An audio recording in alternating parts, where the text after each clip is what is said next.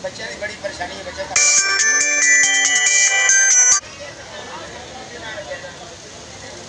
मोहम्मद अरसलान वास्ते दुआ कर ठीक है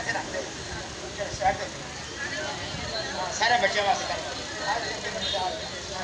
इन्होंने बच्चों वास्ते दुआ जनाब निगाह कर जनाब बहू वास्ते भी अल्लाह ताला बेटा को अता करना चाहते आ जाओ इस तरफ इन्हों का बेटा सो गया दुबई ना कामयाबी वास्ते जुनैद सुबानी वास्ते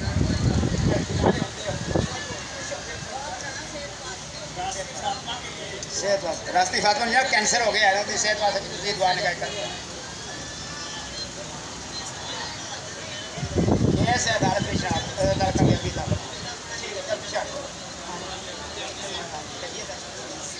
रसा वास्ते भी दुआ जनाब कारोबार बच्चों वास्ते